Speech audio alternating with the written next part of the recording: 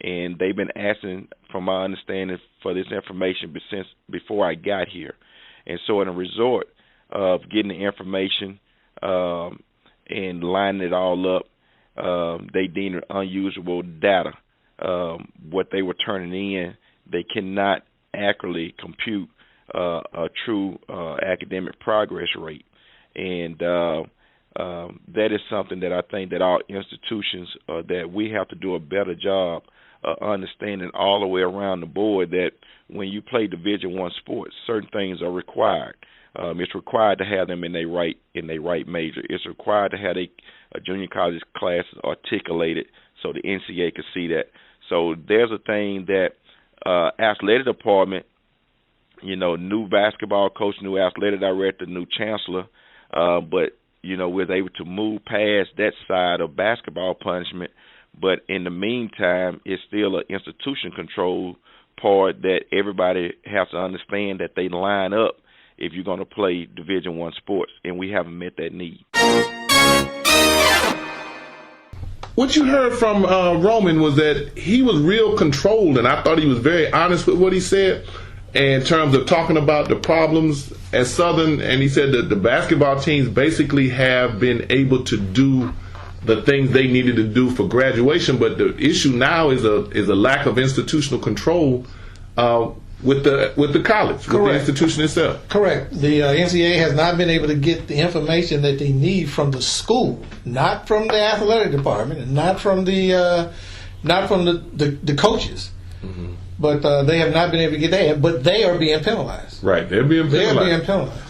And you hear that from him in terms of what he said. And I thought he was very candid in terms of sharing what he shared with us. Right. In fact, we have another soundbite from Roman at Southern, who built a real strong program. But we're going to hear him talk some more about the situation that they're in relative to the APR. There's a lot of scenarios as it relates to, your registrar or your person designee from the register office supposed to have Division I training and certification. So do financial aid. So do admissions. And I think a lot of times people in those spots probably think athletes are special. Y'all come over here asking for this for athletes. Y'all just like regular students. You got to get in line like regular students. I just say athletes are not special. They are like regular students, but they require special attention. Give you an example. You could be freshman not playing any sports, and you can come in and don't have to declare a major, or they can put you in any type of major, and that'll be okay. But they do that with athletes. You cannot do that for athletes, and that's the fine line of what they don't understand. And perhaps this has caused some of the problems down the line, because what you have when the NCAA come in and do an audit, you don't have them in their correct major, and so therefore athletics compliance may certify them in their correct major, but if the registrar don't have it, that is the house of the records. That's where the NCAA going to come to. So if that don't line up, you may have a kid just played 2 ineligible seasons. So at the end of the day, when they come in, you played 2 ineligible seasons, then that is going to be an infraction. So down the line, they got to come back and put a penalty on you. So, and that has taken place a lot in the findings since I've been here in the past. So it's a lot of issues, small issues, but definitely big that we have to understand and take advantage of, and that seems to be plaguing our HBCUs across the country. 1, 2, talk that talk. I think Roman said a mouthful there. He sure did. But the most important thing that I got out of it was the fact that you need to have qualified people, specific qualified people in admissions and in academic guidance in order for you to be successful. And they need to know what needs to be done for athletes. Like you were saying, they are students, and they are like regular students, but they need special assistance. And they need the special assistance because of the requirements that the institution has to meet for the NCAA. Right, the regular students don't have to meet. Right, the regular students don't have to meet. If you put my daughter in the wrong class, then it's not going to determine her eligibility. That's a oops. Now you got to deal with an irate dad. But if you put your star volleyball player in the wrong class, it's not a oops, because it doesn't count towards graduation, and in the end, it'll affect her eligibility not only for her and for the institution itself. Exactly. It affects you across the board. Your students, your university, your other athletic programs, as in the case with Southern. It hurts everybody. Insights is going to take a break, and we're going to come right back and continue this issue. We have a conference commissioner, and we're going to talk some more about the things, the differences in the men and the women, and how the women are faring compared to the men.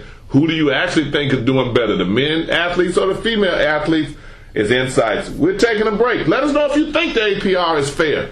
Let us know. We'd like to hear from you. Insights, follow us on Twitter, Instagram, Facebook. We're everywhere. 1, 2, talk that talk. Would you rather play basketball in a big fancy stadium or in a small driveway?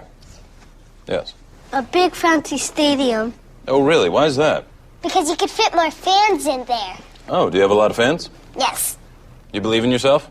Mm-hmm. That's right. No, I meant to raise my hand. Oh. It's not complicated. Bigger is better. And AT&T has the nation's largest 4G network.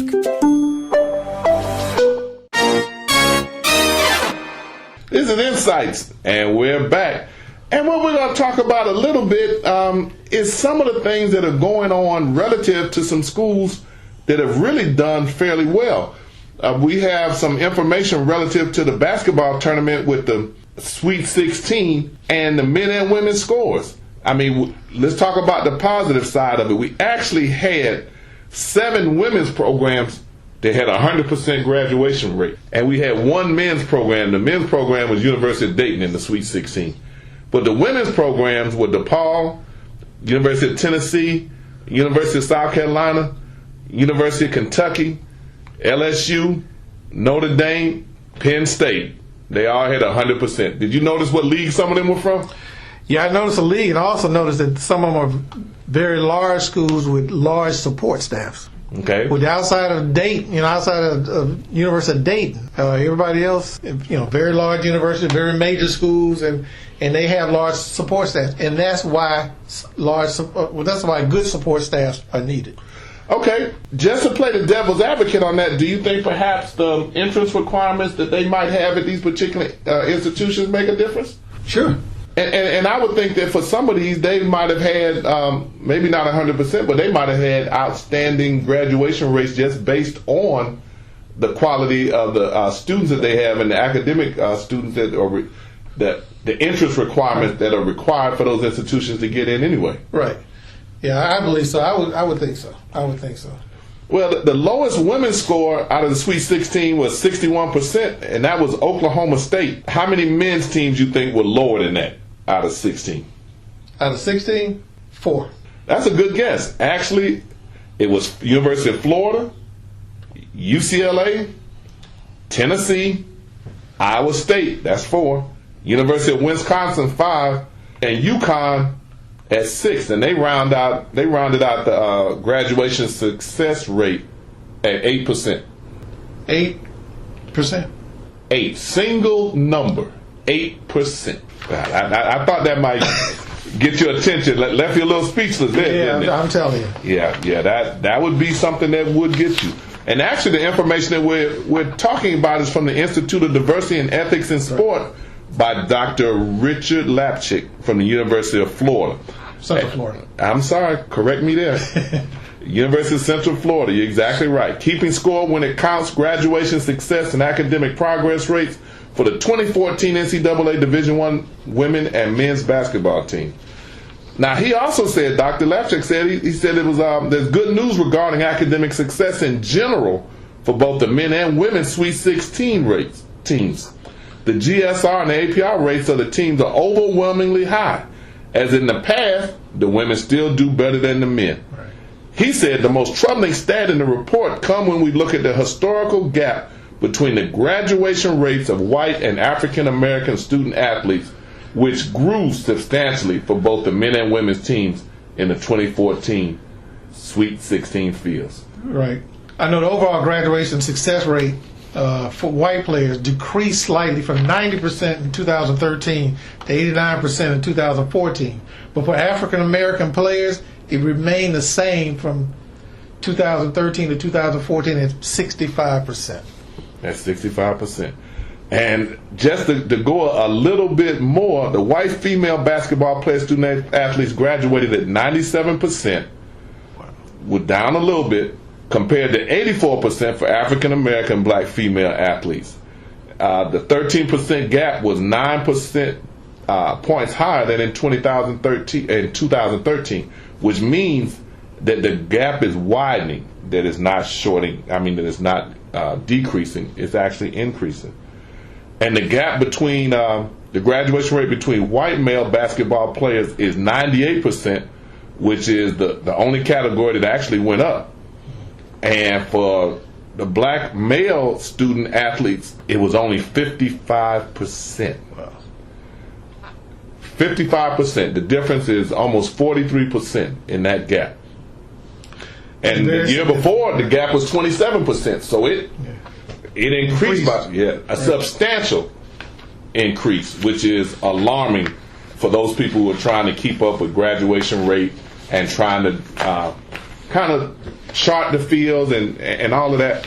Now, Clayton, to me, it's imperative that our students graduate, but the NCAA has been wrestling with this issue for a long time to try to find a way to limit access to some students. Right. And I'm really curious, as we talked about in earlier shows, as you get into this pay for play in college, are they still going to make the entrance requirements and the academic requirements the same? That's a good question. That's a very good question. I mean, in order to be fair, you would think that the entrance requirements should be the same. All requirements should be the same across the board, but we don't know what they're going to do. No, we don't know how they're going to treat that. We don't know. We don't know anything about how that may actually play out in terms of the student athletes, the entrance requirements, people leaving the NCAA, and all of that. And to be honest, we all know that the academic requirements rolled in around the time of integration, where it was trying to limit the access for black student athletes to play at majority white institutions. Right. And it was always around, originally to the individual institution, that who they admitted to their school. And certain schools would alter their admission scores for certain students, for certain types of students. And that bothered some schools because they were able to get student athletes in at their school that they couldn't get in at another school, and they wanted to be competitive because around that time, that was around the time that football, basketball, and particularly football exploded. And everybody was trying to find a way to build these huge coliseums and get people in there to come see them play. And the more successful teams, a lot of times had black athletes on the team. And they were trying to find a way to procure that talent. But one thing they were also trying to do was they tried to blame it on the high schools. Said the high schools weren't developing academically a lot of good athletes. You took a hard left then. You could do that. But that's the truth. They did that. They tried to, for a short period of time, they really tried to blame it on the high schools. Saying that we should be able to get these kids in because we think we can reform them. And they're not doing well in high school because of the high school. It is really hard to say. It really is. But I do agree with you as far as them trying to make it harder for students to get in, and they come up with special requirements and so forth and so on. So we don't know where it's going, especially with this pay for play coming into existence. Yeah, in the near future. And now, before it was about Prop 48 and different interest requirements. Now, after people began to meet some of those requirements, now it's about getting them out. Right. And graduating. All the way through. Yeah, and putting them in classes that count towards graduation and not having them in classes in a major that doesn't really exist. North Carolina. Why did I know that was coming up? And that's your home state, isn't it? Yeah. University of North Carolina is the headline school in the state of North Carolina, and they have been caught doing some little shady things.